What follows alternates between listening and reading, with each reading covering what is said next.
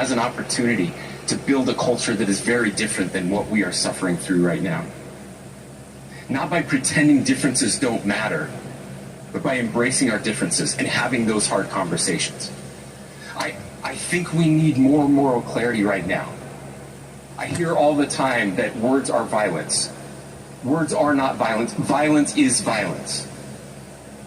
And there is one person responsible for what happened here.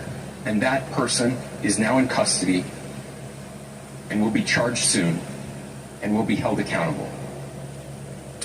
And yet, all of us have an opportunity right now to do something different. I want to thank my fellow Utahns. This bad stuff happens. For 33 hours, I was praying that if this had to happen here, that it wouldn't be one of us.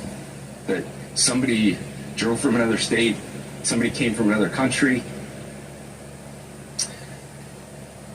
Sadly, that prayer was not answered the way I hoped for. Just because I thought it would make it easier on us if we could just say, hey, we don't do that here. And indeed, Utah is a special place. We lead the nation in charitable giving. We lead the nation in service every year. But it did happen here.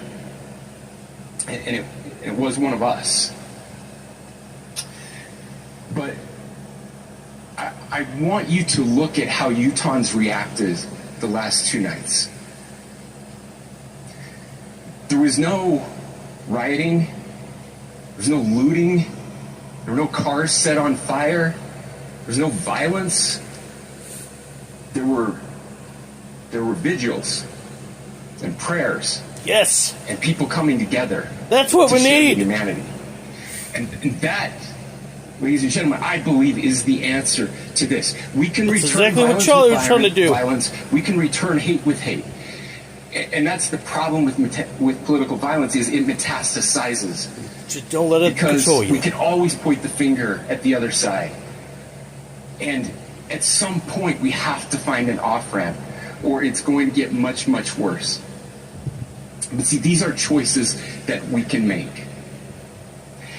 History will dictate if this is a turning point for our country. But every single one of us gets to choose right now if this is a turning point for us.